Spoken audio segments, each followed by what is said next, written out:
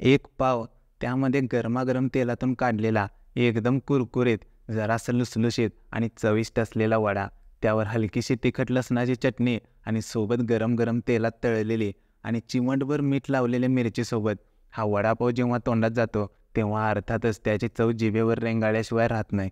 हे वडापावचं वर्णन नुसतं ऐकून तुमच्याही जिभेला पाणी सुटलं असेल. आपले मेंबर तर रस्त्यावरून जाता जाता नुसत्या वासावरून वडापावची चव सांगतात. तर अशा या जीवाभावाच्या वडापावचा शोध कोणी लावला, असा प्रश्न तुम्हाला कधी पडलाय का? मुळातच हा पदार्थ महाराष्ट्रीयन तर आहे का? आता तुम्ही म्हणाल, वडापाव दिसला की आम्हाला त्यावर ताव मारायला तेवढं जमते बघा, बाकी काही विचारू नका. आनंदाच्या क्षणी असो नाहीतर दुःखाच्या क्षणी, पोटाचा आधार म्हणजे वडापाव. तर चला बघूया या वडापावचे जनक कोण आहेत ते. त्याआधी जर तुम्ही चॅनेलवर नवीन असाल तर आत्ताच सबस्क्राईब करा. वडापाव म्हटलं की आधी आठवते ती म्हणजे मुंबई. मुंबईकराचं आणि वडापावचं नातं अगदी वेगळं आहे. त्याचं कारण असं आहे की वडापावचा शोध सर्वप्रथम मुंबईमध्येच लागला. आता हा शोध कसा लागला तर यासाठी मुंबईतील गिरणी कामगारांना धन्यवाद द्यायला पाहिजे. मुंबईच्या गिरणी कामगारांच्या कमी वेळात पोटाची भूक भागवेल अशा गरजेपोटीच वडापाव प्रसिद्ध झाला.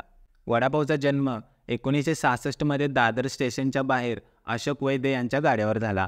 अशोक वैद्य हेच वडापावचे जनक आहेत.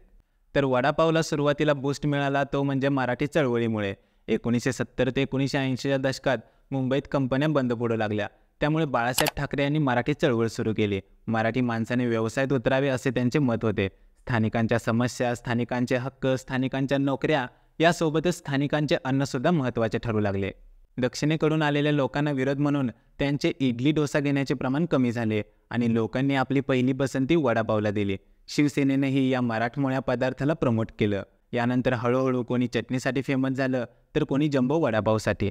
अशोक वैद्य यांनी तयार केलेला हा वडापाव आता महाराष्ट्रातच नाही तर संपूर्ण जगात फेमस आहे. 23 ऑगस्टला जागतिक वडापाव दिवस साजरा केला जातो. अशा या मराठमोळ्या वडापावसाठी एक लाईक तर बनतोच.